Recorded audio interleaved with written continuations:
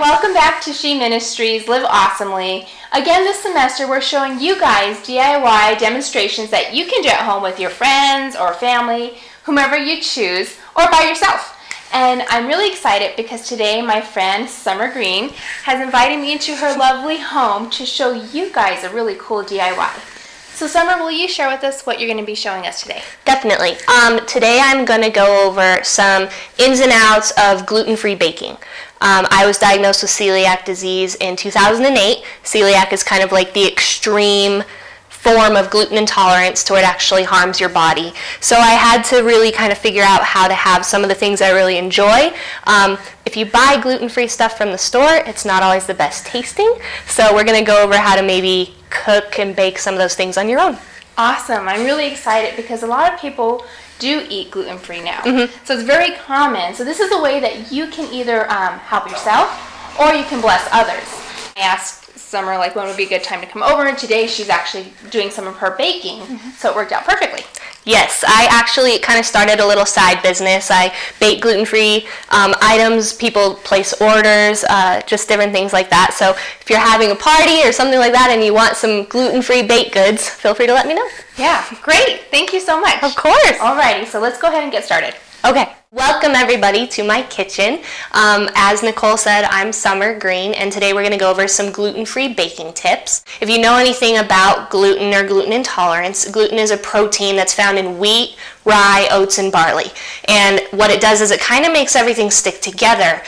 So really it's in a lot of things, even stuff that you wouldn't think it would be in, drinks, makeup, medications. Gluten is something they actually can extract and use in a lot of different areas. So I have to be really careful. My sister also is gluten intolerant. She doesn't have celiac, but she's gluten intolerant, and so she can't eat it either. And she's a huge chocolate chip cookie buff. So I kind of figured out a way to make her favorite chocolate chip cookies gluten-free. The way I did that is my mom got me this book. It's called The Gluten-Free Gourmet Makes Dessert. It's by Betty Hagman, and I haven't read the whole book, a lot of its recipes, but what she shows in the very beginning was really helpful. Basically, the reason that you can't just take any other gluten-free flour, throw it in your mix, and hope that it comes out the same way is because the different gluten-free flours have different protein and carbohydrate makeups than your standard wheat all-purpose flour.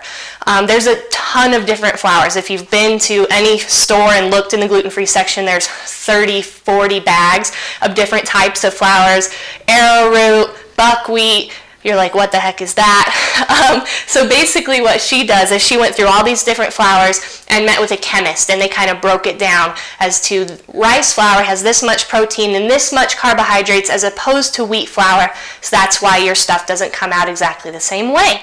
So what she does is she breaks it down into 3 or 4 different types of flour, different mixtures that you can make that kind of will mimic the different makeup of wheat flour with protein and fat, carbohydrates, things like that. So the one that I use that she normally uses is called just the basic gluten-free mix. It uses white rice flour, and I use Bob's Red Mill. You can get this at several places around town. So white rice flour, potato starch, not potato flour, very important, I made that mistake, and tapioca flour, all Bob's Red Mill. And what she does is she explains how you can combine them in different parts in different ways and use them just as a replacement for other flour. So you use the same amount, but you use this mixture. So what I have is this nice big plastic thing, the little label on it called gluten-free flour, and I separate out the different types of flour into here, and I'll show you how to do that now. She talks about the different parts. So in order to make 9 cups of the gluten-free flour mix, you use 6 cups of rice flour, 2 cups of potato starch, and 1 cup of tapioca flour, and that will make 6 cups of just basic flour for you to use.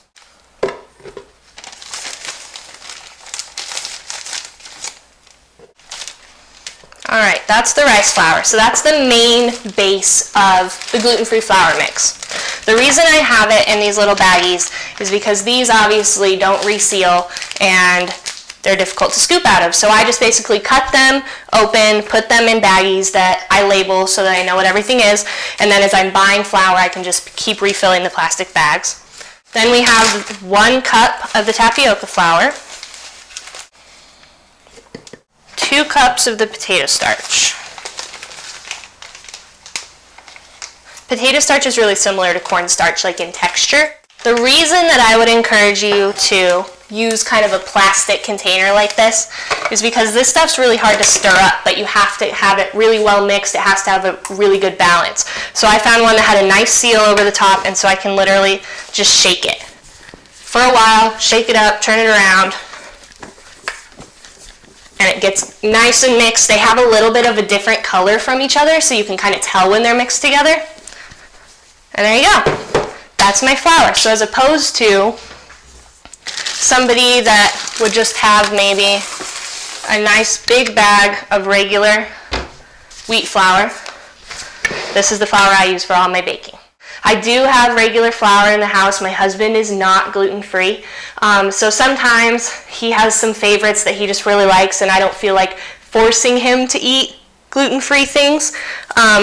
So what I'll do is if I make something, maybe pancakes or something that he just really likes, I make sure to not cross-contaminate anything. And so I have a specific pan that I use just for the pancakes when I make them for him, and they're regular flour, regular Bisquick.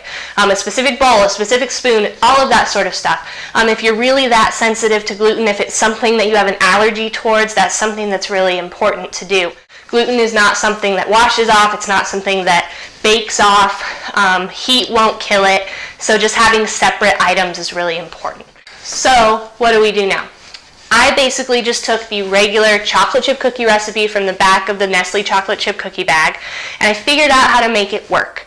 What I did is I literally just put the same amount of flour as it calls for on the back of the bag into the mixture.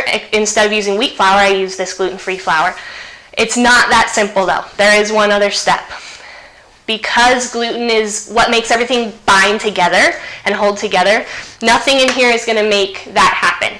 So if I just used the flour and did everything exactly the same way, I'd end up with cookie soup all over the cookie sheet.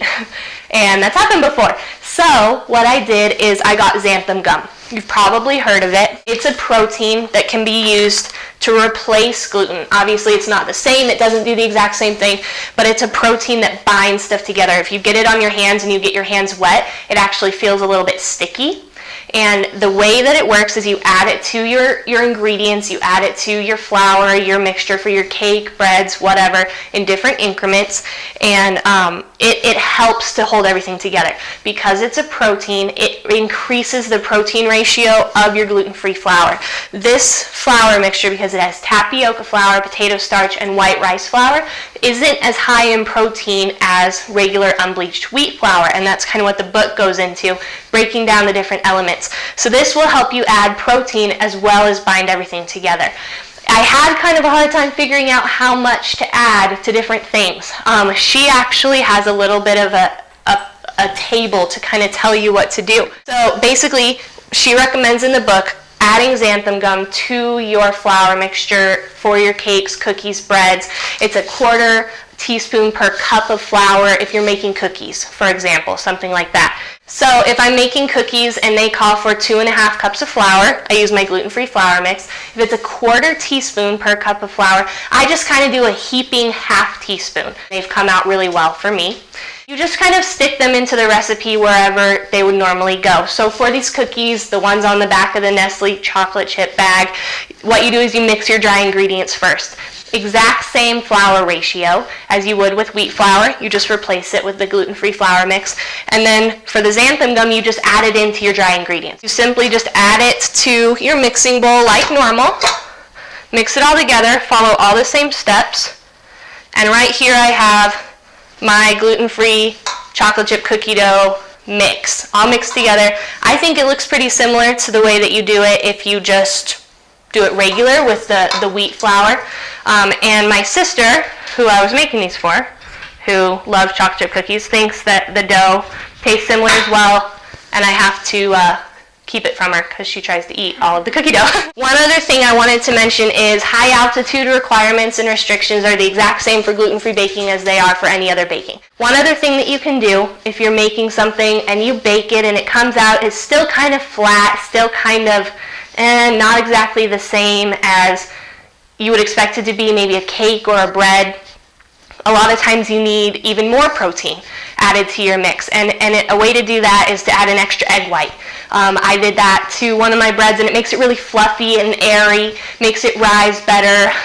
Like I said, it doesn't have the same properties as wheat flour, so sometimes you have to add in different things. So an extra egg white here and there, if you bake something it just doesn't quite come out right, that's a really good tip to use. We've followed our recipe, we've replaced the flour, we've added the xanthan gum, mixed it all up, added in the chocolate chips, showed you the batter. It looks really similar. My sister says it tastes very similar.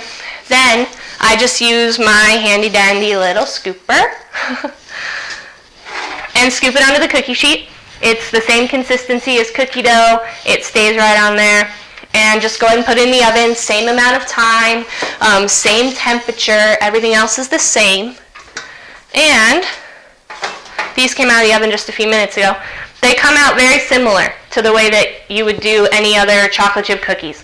The only difference is, and I've kind of let these cool on here, they're a little bit more brittle, so you have to be extra careful when you're kind of getting them up with the spatula, putting them on the cooling sheet. They're not as chewy or dense. They have more of a cakey sort of flavor, not in like a way that it changes the flavor of the cookie, but just the texture is a little bit different. It's not as chewy. So that's the only thing I've encountered, is that you just have to be a little bit more careful when you put them on the cooling rack.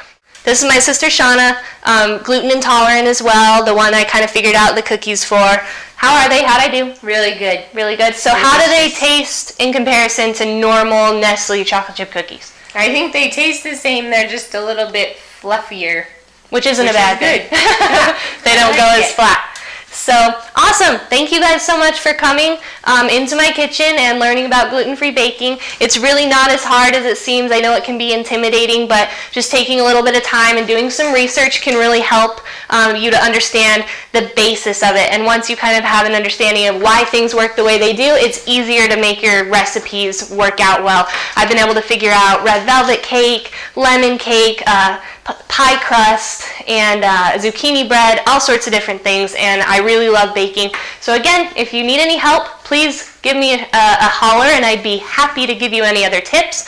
And I also take orders, so let me know if you need anything. Well, I'm excited to try these too, and when you said that they were cake-like, I thought, it sounds like the perfect cookie. Good, I'm glad. A cake cookie. What do you think? Good?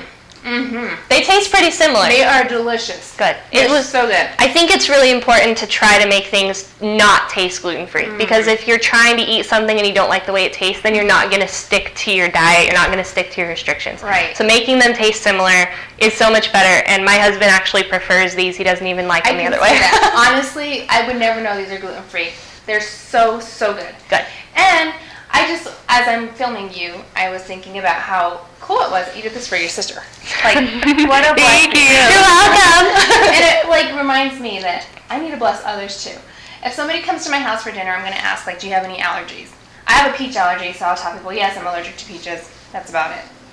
So, if you have someone over for dinner and they're gluten-free, they'll be blessed if they know that you took the time to do something like this for them. So I just want to encourage you ladies to just share the wealth. Bless others out there as well. Maybe you're not gluten-free, maybe you are, but we can all learn from each other, definitely. Yes, ma'am. So thank you guys for having me. Thank you for having me in your beautiful home, and Shawna for helping me taste the cookies. We have the easy job. We hope that you join us again next time for She Ministries and more DIYs that are coming your way.